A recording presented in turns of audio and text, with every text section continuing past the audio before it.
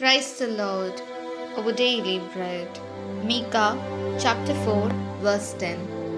Lord will redeem you from the hand of your enemies. O Almighty God, thank you for giving this wonderful verse. May your presence shower on us. O Lord, no matter what schemes men may devise against us, as long as you are on our side, nothing will come near us.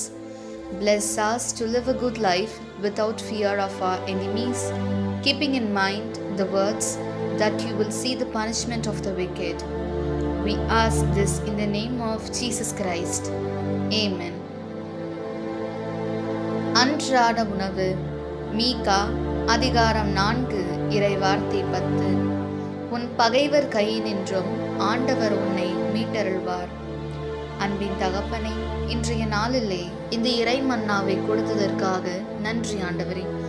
இறைவா, மானிடர் எங்களுக்கு எதிராக எவ்வித சூழ்ச்சிகள் செய்தாலும் நீர் M பக்கம் இருக்கும் வரை எத்தீங்கும் எங்களை நெருங்காது.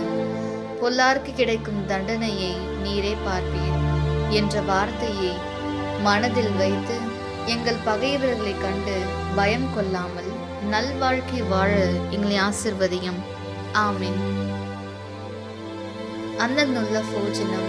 മിക്ക 4 അധ്യായം 10 വാക്യം. കർത്താവ് നിന്നെ ശത്രു കരഞ്ഞലിൽ നിന്ന് വീണ്ടെടുക്കും. ദൈവമേ, മനുഷ്യർ ഞങ്ങൾക്കെതിരായി എത്ര വലിയ തിന്മകൾ ചെയ്താലും അങ്ങ് ഞങ്ങളോട് കൂടെ ഉണ്ട് എന്ന ശക്തിയിൽ ആരെയും പേടിക്കാതെ ധൈര്യത്തോടെ ജീവിക്കുവാൻ ഞങ്ങളെ അനുഗ്രഹിക്കണമേ. ആമേൻ.